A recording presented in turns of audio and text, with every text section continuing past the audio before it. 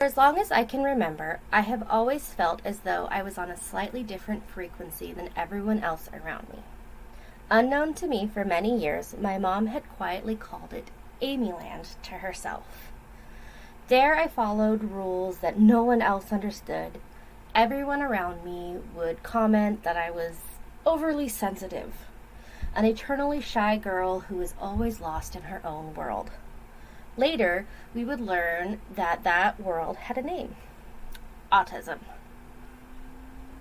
My official diagnosis didn't come until my late teens. This was long after years of isolation and confusion had set in. As I began to learn more about the community I now belong to, I came to the sad realization that my story was not unusual at all. At least for women, that is. Today, I will explain how women are often diagnosed with autism much later in life than men due to flawed diagnostic criteria, differing symptom presentation, and the emotional cost that this delay in diagnosis can lead to.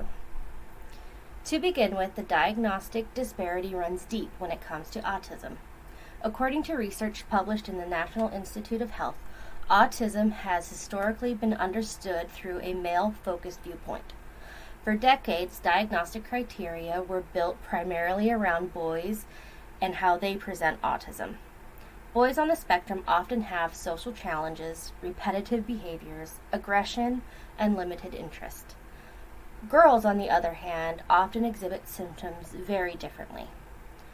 The Cleveland Clinic points out that girls with autism tend to camouflage. Camouflaging in autism is when a person has learned to mimic social behavior and copy facial expressions. Rehearsing conversations in advance to ensure understanding and needing to script is also part of camouflaging. These survival skills help girls blend in just enough to avoid detection from typical diagnostic criteria. This phenomenon of masking means that many autistic girls go unnoticed or are misdiagnosed with anxiety, depression, or ADHD. In 2016, a study published in the Journal of Autism and Developmental Disorders found that girls are often diagnosed later than boys, sometimes by several years. By the time they are recognized as autistic, they have already endured years of self-doubt and confusion. Another key difference lies in how girls present their symptoms. Girls on the spectrum often develop intense but socially acceptable interests, such as animals, literature, celebrities. These differ from the stereotypical male fixations on things like wheels, video games, or numbers. Olivia Guy Evans of Simply Psychology points out that because these interests appear normal, they do not raise red flags for parents or educators.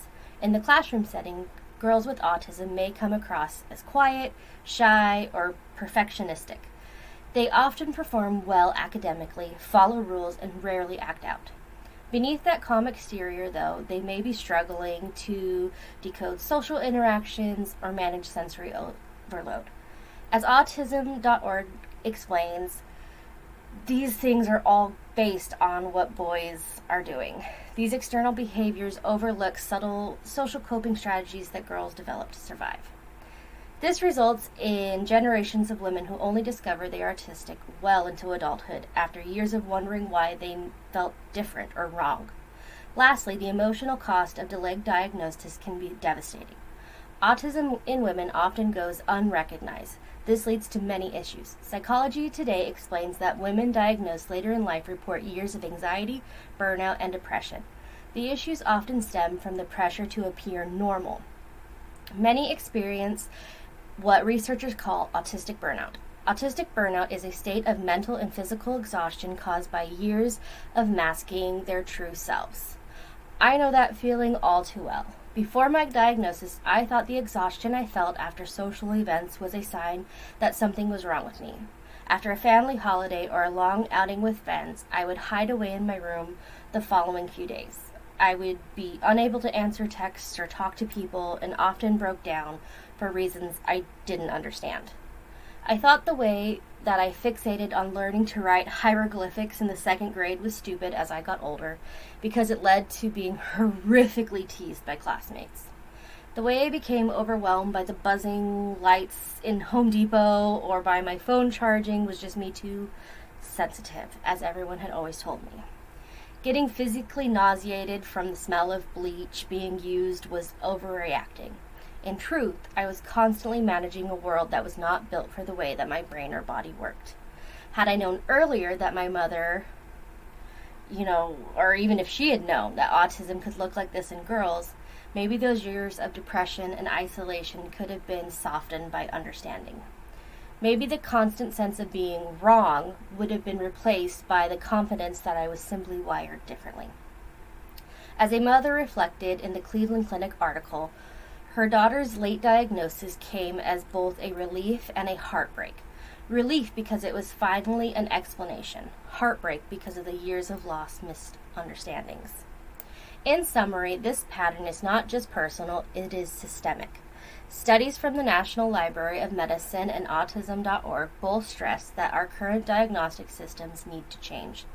The tools we use must better account for gender differences and the subtle expressions of autism that impact how symptoms appear.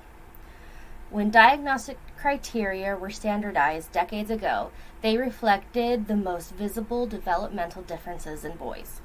Girls who adapted learned to internalize upset or performed normal were effectively invisible. As a result, generations of women have gone undiagnosed, unsupported, and unseen. Even today, professionals are still catching up. Teachers, pediatricians, and even psychologists are often untrained in recognizing the female presentation of autism. However, the more we share stories, like mine and so many others, the more we challenge the stereotypes that hide us in plain sight. As we move forward, I hope this speech has made it clear that autism is not only a male disorder, it is a human one. It is time that society recognizes that gender shapes how autism presents itself and how it needs to be supported. Through early identification with updated diagnostic criteria, years of silent suffering and misunderstanding could instead be addressed with acceptance and support for young girls with autism in hopes of a better future than those of us who missed such crucial interventions. Suppose we start looking beyond the old molds. In that case, if we educate parents and professionals to see the quiet, sensitive, rule-following girls who are silently struggling, we can rewrite their stories before they are penned in isolation and confusion. Because autism doesn't look one way. It doesn't sound one way. It doesn't feel one way. For those of us who grew up thinking we were broken, the truth is we never were. We were simply unseen.